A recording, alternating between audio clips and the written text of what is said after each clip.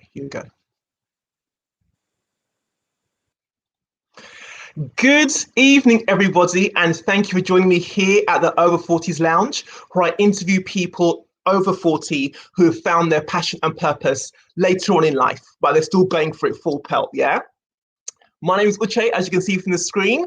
So I'm asking everybody just like to participate. I've got a really good one for you today.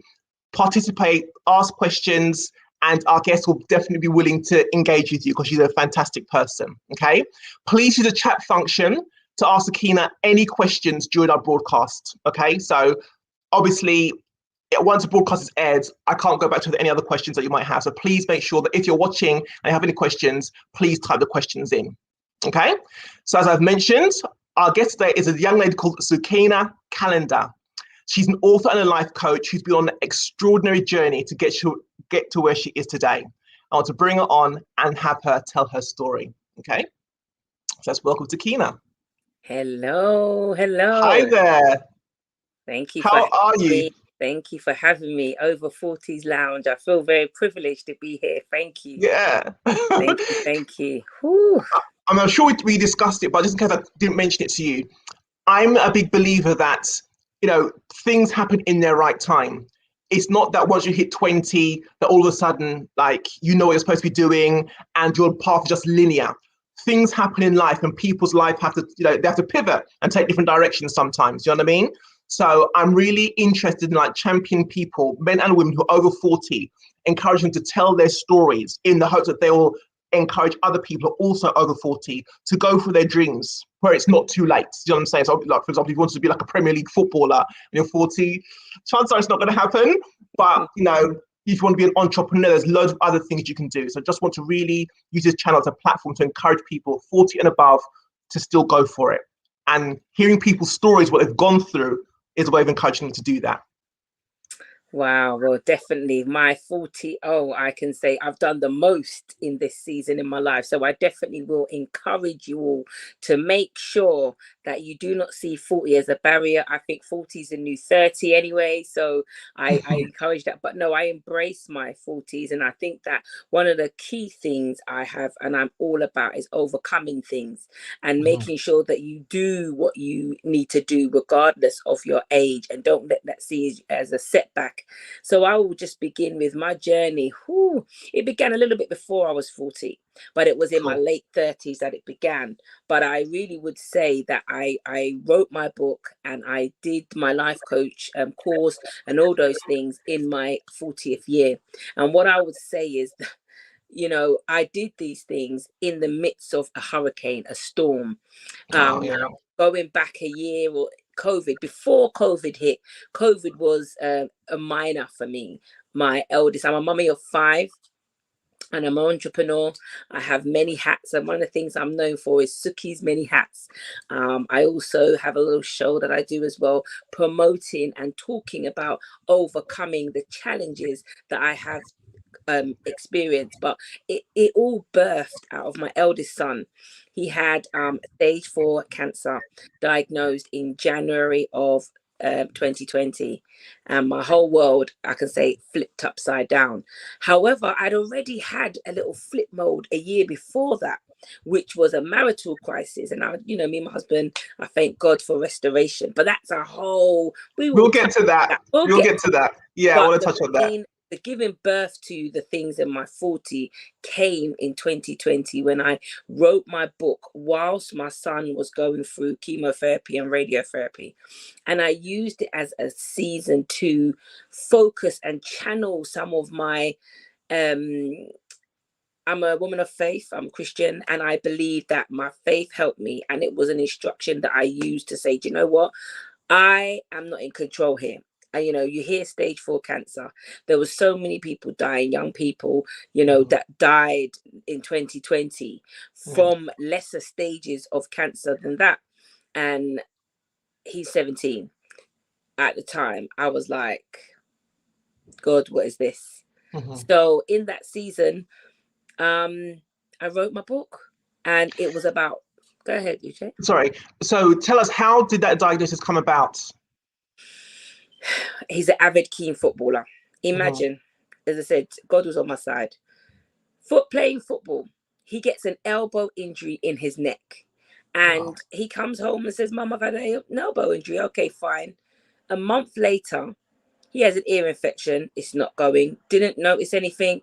Fine, give him medicine. He's a messy teenager. His room looks like a bomb. He's been itching. And I was thinking, just go and bathe, go and shower, take your ear infection medicine. Still wasn't going. And then my mum, who's a nurse, said, his neck's not going down a month after his injury. So we then took him to the doctor. So it began in August. I took him to the doctors. We referred September. We had an appointment 2020. And then everything started to escalate from there. But they still, by October, November, had no diagnosis. And we went on a family holiday. And he slept the whole time. Excessive. Wow. He was itching and his neck was bulging, but in my naivety I didn't think anything of it. December, still nothing. We had Christmas, New Year. I began to chase the doctors. What's going on with this? He had a biopsy of the neck. He had something down his throat. Still no diagnosis. And then in January, I was driving at work and a text message flashed up on my phone from the oncology department, and then he crashed my work vehicle, and they then confirmed he had lymphoma. And then we found out it was Hodgkin's lymphoma, and it had spread from his neck to his pelvis and below the waist. And that's why it was diagnosed to stage 4, because it'd gone from his neck. His chest was heavily in, there was masses everywhere, and in his bones, in his waist and his pelvis area. And that was in January 2020. So that's how we found out. And it was, what I can say to you was, my world was not, I did not, cancer, we don't even, no one's had cancer in our family. They've got other things, but not cancer, and not at 17. No. So I was absolutely shaken. I didn't know. Yeah, it was completely overwhelming, and it was something that it was surreal, because he was a very challenging child. Imagine he was one of those children that, of all your children, like this one, the one that had done all the naughty things and all the naughty stuff. So he was a very challenging 17-year-old. So for him to be ill on top of it was excruciating. But I then was able to I have support system. I believe in mentors and life coaches for yourself. I think it helps you grow, and I have them, had more than one for all different areas of my life. So it was them that really scaffolded me in prayer and encouragement during that season, to challenge my energy, not to make this sickness an excuse. Can you imagine? I was being told, yes, Suki, this is hard. Yes, this is hard, but use it as a platform. And I did, which was... So how was your son coping during this time? Once you got the diagnosis, how did that affect him? He was more so dependent on me. He saw me cry once, and when I cried, he then had a bit of a wobble, and then I had to make a decision that he cannot see me in that state. He was very, very upbeat, to be really honest. It was surreal. He did not digest it properly. He's that type of child. He's very, nonchalant, and he was that way. However, anytime I wobbled, he wobbled. So I had to really get myself in check, and that's where I saw the great responsibility I had as a parent, to keep myself in check, which was very difficult. And I had to do that. He did not see me have any emotion, but you are going to be well. You are healed. You're going to get through this. And I had to go to the hospital. We stayed at weeks on end in the hospital for his treatment, because it was far away from our home. So we had to stay there. It was the best hospital for cancers that we were at, because it was a rare one. So I had to stay there with him. I had to do everything. I nursed him. He did not like that factor, the nursing.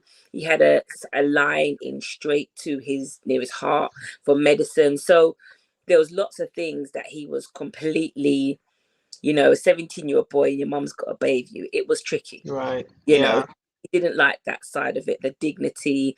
We had our little clashes where he wanted to do it himself, and then he's needs me to help him. But yeah, his siblings kicked in. They helped. He's the eldest of 5, so they were supportive. But they also were they struggled to see him like that when he lost his hair. Yeah, And I he can lost his hair imagine. around my birthday. So it was a real, challenging time for him to lose the hair. And the steroids bloated him. And he's quite, I can say, he likes what he looks like. So for him to Yeah, change, 70-year-olds and they look yeah. when That's that change, time, isn't it? Yeah, yeah, he yeah. didn't fare well with that. But he got the latest, I think it's a Stormzy hat. I think he got, to make him look cool. And we tried our best to do outward things and I shaved my hair to be that way with him that time, so that Oh, his college tutor shaved their hair as well as a oh, to that's so support him. sweet. So we had lots Get a of lot of support. support, and he was a key member of his local church, and all of the young people in the church also supported him. So he really had a big support network. So it was a unusual time for him, but he really was amazing. So tell me your journey from, okay, he's in the hospital. How long's he in hospital for Well, we had overall? to go initially we would stay for like a week. There was like, we had to go for treatment. So he would stay for a week at a time, and we will come back daily, but because of the distance. So it would Right, be got it. regular hospital, daily visits for like 6-day stretches. And then another, then it's a cycle monthly. So it was like a 6 months of a week stretch of hospital visits. So it was like he lived in there. They knew us. They become like a family, all the parents and everybody in there. So we were in there. We had to, the hospital visit that's where I would voice note my book. When he's Right. there and he's sleeping, he is, unwell, but he's having his treatment. I had my, my phone was what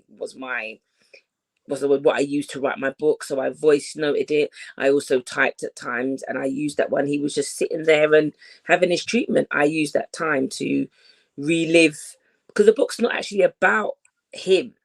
It's about my childhood trauma and my life that I went through and issues I overcame as a child, molestation. So I kind of like use that time to, speak about it and talk about the areas where I felt that the destiny stealer, the name of my book is Overcoming the Destiny Stealer, was trying to, steal my destiny, and how I overcame that.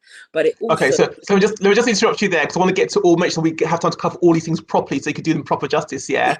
So take us on the journey from your son being diagnosed, like he's in hospital getting treatment, to where he is now, cancer free. Tell us about that journey. How did that happen? So he had 6 months worth of treatment, and then chemotherapy treatment. And then that was really sad for me. He had to have radiotherapy, 11 rounds of radiotherapy.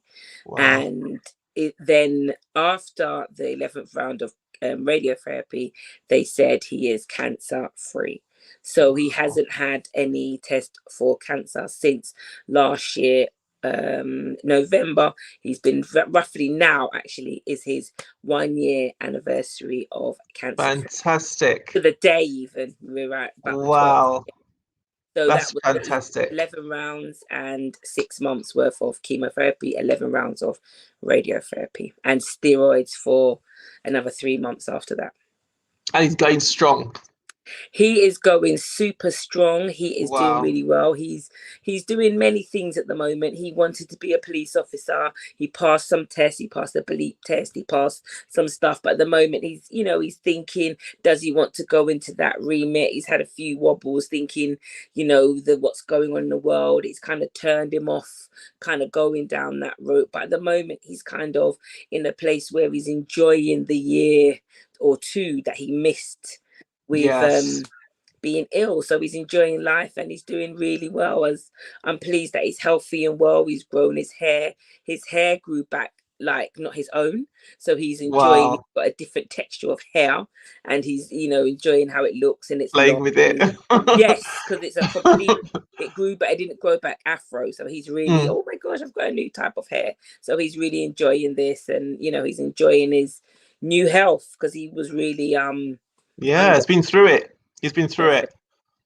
Okay, so tell us about your book, Overcoming the Destiny Stealer. Tell us what made you start to write that, and if people want to purchase it, what, without giving them the whole bit, Yeah. what essentially is in there? Essentially, what's in there is identifying the things that have happened to you in your life that Mm-hmm. has tried to take you off your purpose and taking you away from what your destiny is. So I go in my book and I go through my life's autobiography about the things that have happened to me that I now can see was taking me away from my, oh, what's happened there, my destiny and my purpose. So one of Mm-hmm. the things that I saw was the fact that in my journey there were different hurdles that came along that stopped me from seeing where I'm meant to be and where I'm meant to be going, and I speak about that. It's a faith-based book, so there's scriptures in there that back up what I'm speaking about, and it's Mm-hmm. also got some strategies in how to overcome the destiny stealer, Good. because I've also written a training program, and you can get the book on Amazon, and or you can get it from snsglobalservice.com, and you can get a signed copy from me there. And I've got a journal which is really empty because it's for you to write down your tests that what I believe turn into testimonies. So it's Mm-hmm. a place where you record, just like I done my book while I was going through what I did with my son. The journal is something that you use for that, but it's also a tool that I'll use a part of my training program that I wrote as well in that season. And it's all about overcoming the trials that you go through and how you overcome them, and the Mm-hmm. different nuggets and tools. So in the book there's a Suki's 9-step overcoming strategy that you can get if you get the book. Uh-huh. So it tells you that in there, and that's what my training program is based upon. Okay, so you touched upon the fact that you had some abuse growing up. You've been through your own journey. Yeah. How did you overcome all of that to be able to be the woman you are today? That's where my faith kicks in, because that is where my faith has been my savior. My God, Jesus Christ, let's be clear, has helped me to be the woman I am today. And I had lots of people, and I believe God uses people, and the Mm-hmm. support system I've had in my life is how I am here today to be the overcomer I am. And now that's why I decided to be a life coach, because I feel that the things that I went through and how I endured and how I overcame them, I want to help others to do the same. And that's Mm-hmm. what I'm passionate about, because I had many, many people help us. And I believe that it was orchestrated by God to have people, because when I think the world is going that you don't need people anymore, and I believe that's a lie. You need people, you need help, you need supporters. And I really feel that that's one of the areas that I'm passionate about now, is helping others. Because I, even now, as I said, I've got a few mentors now that help me to strategize and structure and focus to do the things I do today. And I believe that that empowers me to empower others. Okay, let me just stop you there. Got a couple of comments here. Rachel Duncan says, "What a powerful story and journey." Wow, thank you, Rachel. Sandra says, "Glory to God. Sukaena, both you and Josiah have overcome the destiny stealer. This is indeed a mighty testimony that will change many lives across this world. So proud of you, hun. Awesome." Oh, thank you, Sandra. And Lorna Hansen says, "My beautiful daughter, it's lovely to hear your story and to see your development." Oh, thank you, Mom. Shout out to Mom. She's all the way in Jamaica. So the fact she's Oh, wonderful. Thank you for joining us, Mum. thank you, thank you. So So yeah, when sorry, go ahead. no, what I wanted to say, those, pivotal things like that helped Hmm. me along the way. And I said, I have to give a shout out to my mum. When you have a strong foundation, mothers like those that keep you, and Sandra's, my mum has been a firm foundation. When God gives you a certain type of mum, they know the mums you need, and she is one of them. And I thank God for her life and the way she's, some of the molding I got as a teenager, I didn't appreciate it now. With the three teenagers I have now. You can see it Ooh, now. thank you, mom. And Sandra, well, a bit of shout out, people, I think this is where I say we need people. We have our mums and our families love us unconditionally, but people, it's quite strategic that people come into your life. And as I said, I touch on that bit of my life in the book, so I won't go into it now, but if you get the book, you will hear about the little journey I had with Sandra, that the fact that people in your life are strategic and we need one another to help us grow in life. Okay, so when we were speaking, when I first called you, we got talking about marriage. And I mentioned to you that there's a group I was a part of on Facebook. And what I noticed was it was majority of women in their 40s who were joining, who had just been divorced, had been divorced for quite some time. I'd say if I was to do a poll, the numbers would probably be in the 90th percentile of all these women who were divorced. And we got talking about that. And like you mentioned a bit about your story, if you want to share that with us and how what that was, the journey was from being rocky to being a firm foundation again. Yeah, wow. I had a hot time, and that's in my book as well. And what I would say is, women, you're not praying for your men before you have the troubles. Let's get to the facts here. 9 times out of 10, if you're going to pour, as Uche said, you probably haven't been praying until something happened. So what I basically went through was, we got 5 children, and we had like 3, 4 back to back, just like that. I had them like that. Anyway, here we are, 5 children, 14 years in. Now we're on our 19.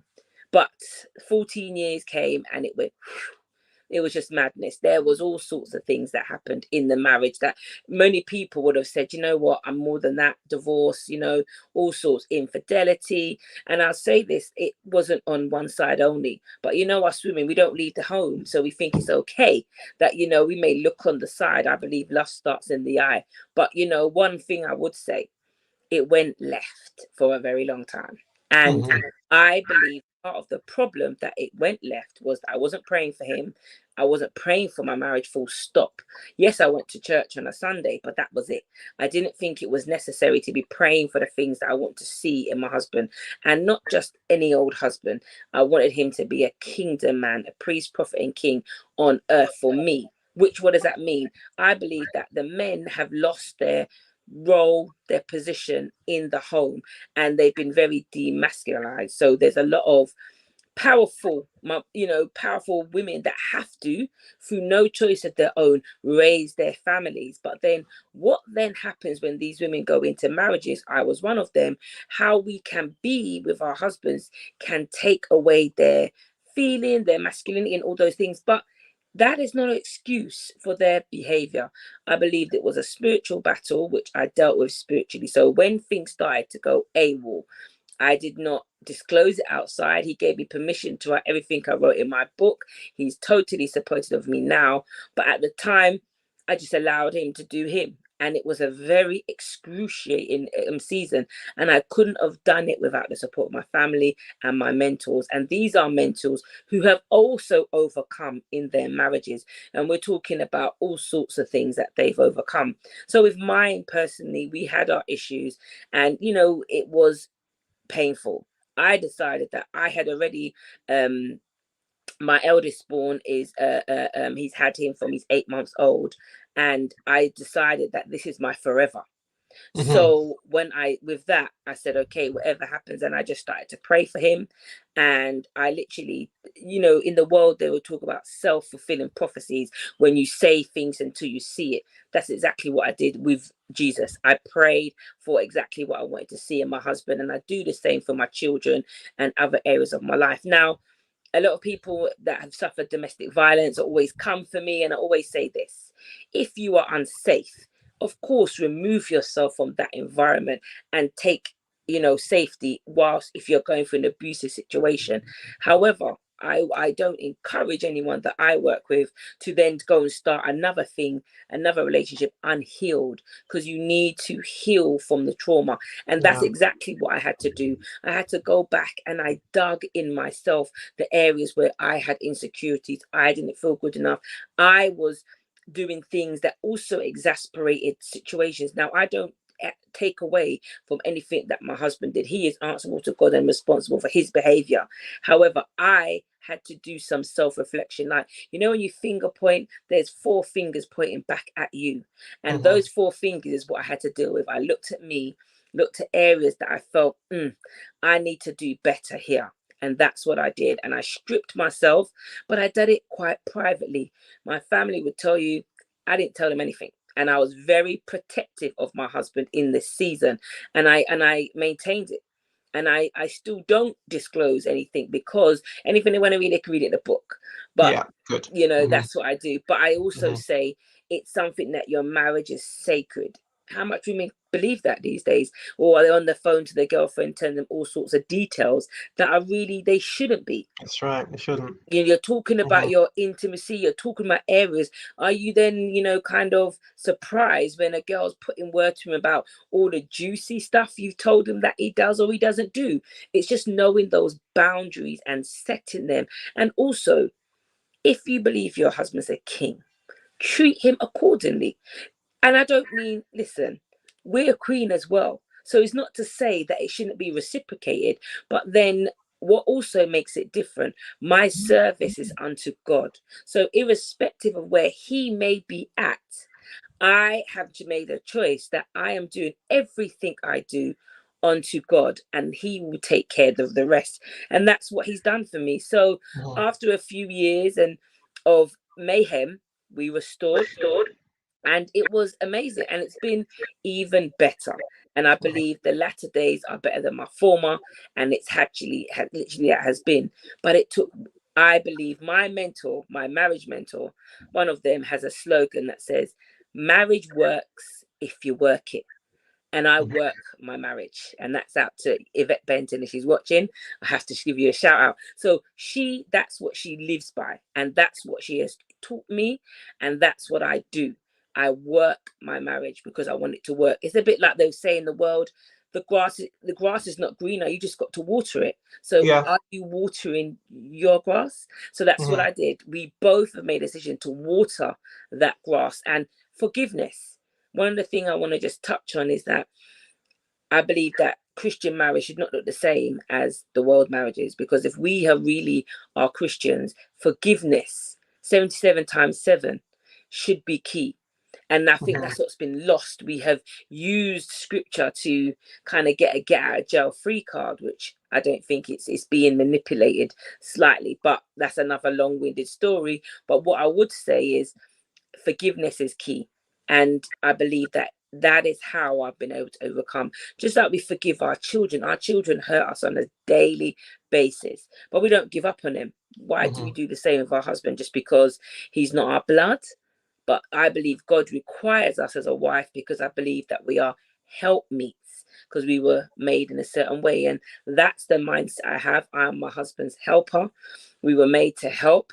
And that's what I do. I help him. I'm his encourager, and I praise him. And that's what I wasn't doing before. And to see the shift in his confidence and his well-being, and also my boy children, that they also are so encouraged by my, you are mini kings, you are young kings, you need to be encouraged, you are going to be your dad in a few years time. This is how you treat a woman, this is how you treat. And it goes down the line. My daughter speaks, I have a daughter at the end, my final child was a daughter, bless God for her, and her words are, Mummy, when I marry my king, I'm good, because that's how it is.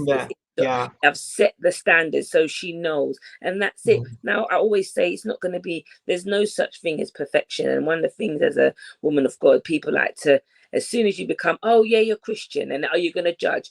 No, it's not that straightforward, and there's much more to it than that. But it's also how the world has kind of demonized us. But I also say, if you are rooted in love, every situation, everybody is worthy of love. So all the things that, how you do things. So I love everybody, and that's my foundation, and how I am the woman I am today, and loving on people regardless of what they go through and where they're at. So that's how I overcame in my marriage.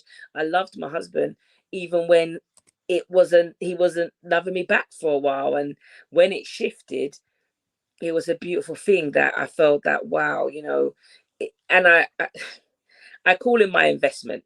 And this is one of the things I always use in my teaching when I'm life coaching other women who are going through marital problems. Think of an investment. Your investment goes up and down over time, but this is a long-term investment that you're not going to cash in before you get your full-term monies. So when you think of, you invested all your life $1 million, say, for example. So now your $1 million is at the moment, it's below 1 million. But you know what, it's been at, you've been earning over, but you don't cash it in, you wave it through. So your investment goes up and it goes down, but it's your investment and it belongs to you, so you don't cash it in before the end. So that's my main key. One of my key nuggets is keep hold of your investment. Even when it's having a downturn, know the value of it and that it will eventually come back up to its appreciation level again. So yeah.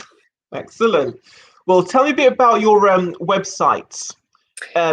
Your company, actually, SNS Global Services. For those of you who are watching, these are details of Sukaena's website. Go and visit that. What can they expect to find on your website? They can expect to find they can watch some of my shows. I have a show every Saturday, Suki Saturday, where I share a scripture, a story, a success, and a strategy. And I share that every Saturday, so you can go and watch and catch up. I've got loads of different shows on there. You can also see Suki Soars, which is another place where I pray. I pray for people. People inbox me their prayer requests. So you could go on there and get some encouragement in prayer. You could also go and order your copy of Overcoming the Destiny Stealer. You can find the testimony. You can see my son's testimony and my testimony on there about his cancer and his journey. You can also get prayer requests, so you can the place where you can write down and get prayer. So, and also you can message me directly if you want to book sessions for life coaching, or talk to me in general about me coming out and speaking at your church or your venue or your conferences. You can also put me on there. So it's just go and have a feel of SNS Global Service. That it's SNS can stand for Suki, me and my husband's name, all sorts of S's, but it's a powerful thing where I said I'm global. A lot of the work I do is not in the UK, it's actually transatlantic. So I definitely am being a bit prophetic. We've talked about who I am for the world. So yes, you can go on there, have a little nosy, dig around, have a look what some of my shows on Facebook or on our on there itself you can watch. So, and you can order my book and get a signed copy over there. And anybody internationally, there's where you can get it internationally as well. So okay, good, excellent. Just read you a couple more statements here. A. Meggie says, "You are the next generation of inspiration." I agree. Thank you. And Sandra's made a comment that says here, "Your husband is your investment. Now that's wisdom. Glory to God." Thank you. Definitely an investment that's worth it, God hates divorce, and I think that's one of the things that we need to. The family's being broken down. As a mother of sons and 4 boys, 3 teenage boys, there's lots of things in the world that if we don't manage how we are as a foundation, are we being role models to our young people? Am I showing, my son is my husband, and even that has been an inspiration to my children, to see you can come back. You are never too late. There's nothing that's too far gone. You can come back and you can overcome things. And I think that's one of my biggest messages, is that you can overcome. My son was sick, like stage 4. How many people died? Chad Boswick, the guy from by the Bell, stage 3. He didn't even get to stage 4. And he's totally healed. Sad. My marriage was dead, it's now alive. Things can come back. And I believe that wholeheartedly. And that's one of the things that I say, I am passionate about, is to say, don't give up, even when it looks absolutely bleak. So on that note, how would you encourage people who are over 40 who might have had a dream they've given up on because they think it's too late, or they feel, well, I'm not quite sure about this, particularly when it comes to things like technology. It's a young person's game. I'm not sure if I can learn. Can I learn another language? Can I travel? What would you encourage somebody who's in our brackets, who's having all these doubts, who's clearly got passions and purposes that they haven't yet tapped into? What would you encourage them with? I would say 40, age is nothing but a number. And 40, I say 40 and faithful, 40 and fabulous. Do not let your age be a barrier, because even if you can't physically do it, there are people that can help you. And that I come back to that mindset that you're not an island. So if you can't do it for yourself, you can still learn it. Get your children to help you, your nieces, nephews, cousins to help you. If you can't yet afford to pay for someone to do some of the things, it's never too late. There are so many things online that are free right now, just to try and error. Fall down, but don't stay down. Being 40 has made me a little bit more comfortable in my skin, that even if I don't look right, if I make a mistake, I can. But one of the things I encourage you is that 40 is something that you have the experience now. You've had 4 decades of that, so what, go for it. Don't be afraid. And even if you are, do it anyway. Do it. So even if you do feel the fear, do it anyway. And I believe God is with you, even if you don't know that as yet. He is still with you. So I'd encourage you to keep on going. I have done more things in my 40s than I may have been doing preparation in my former years, but the actual stepping out there has been the 40th year and some. So I'm grateful. And I would say, do not see the number as a barrier. See it as what?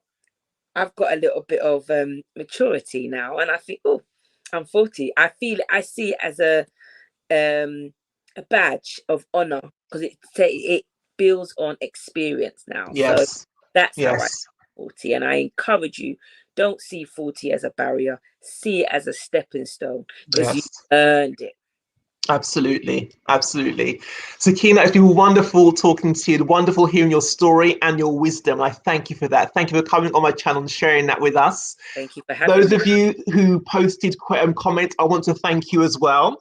I also want to say, if there's anybody that you know of who also like Sukaena, has a powerful story, or is now pursuing a passion, a purpose later on in life, I'd love to hear their story. Please send them my email address, which is at the bottom of your screen there. Have them drop me an email, and we'll get them on here. Because I really, really do believe it's time for people who are 40 and over to really be able to recognize the power and everything that they have. Do you know what I mean? For so long in the West, it's always been about the young. I remember in every church I went to, it seemed like I was always kind of like never allowed to really properly involve, because they were now investing everything in young people, which is great. What about people who are my age? What about us? Do you know what I'm saying? We're not dead yet. Do you know what I'm saying? There's many things we can do. And if you look around, there's a book I read called Late Bloomers. And people are really accomplishing many things in their 70s, 80s, and 90s. And these are things that we're not taught, we're not shown. It's just like, once you're past your 30s, it's kind of like over for you, so to speak. I want to really encourage people. Like, this could actually just be the beginning. It could just be the beginning. You've just triggered me to just say that what's really important is that we need to remember that because of our age, we can now teach the younger. Exactly. We have the wisdom. That's it. Let's pass on our experiences. Let's not hold it for ourselves. There's so many young women that we can help. But if you don't value your 40, then it's nothing. And being 40 is something that we can use. And you're absolutely right. There isn't enough of these formats for the over 40s. Everything is geared at the younger, and I really value that you've had me on and let me be appreciated in my 40s. So I appreciate what you're doing, Uche. Thank you. Thank you so much. Thank you very much. I've got one last comment here from a Mo Homer. Says, great interview. Thank you. Thank you for joining us, Mo. Thank you for your comments. Thank you, Sandra, Lorna, Meggie, and Rachel. For joining us and commenting as well. Like I said, thank you. If anybody that you know of who has a great story, who has something they can come to this channel and encourage and inspire others with, please send them the email address. Again, it's over40slounge@gmail.com. Over40slounge@gmail.com. And we'll get them on here and hear what they have to say. Thank you, Sukaena. Thank you. Actually, I want to get your book. I want to get your book and have a read of it.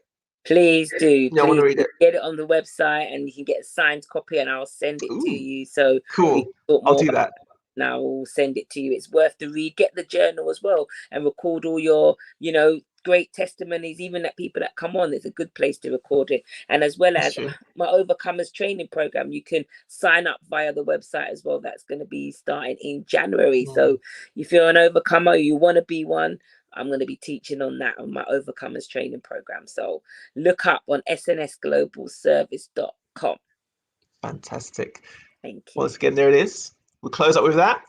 So have a wonderful evening, everybody. Thank you for joining us. Thank you for tuning in. And I'll be back again next week. Take care. Thank you once again, Sukaena. Bye-bye. Bye. Oh, Sukaena. Give me Sukaena. Sukaena. Cheers. Bye-bye. No problem. Bye-bye.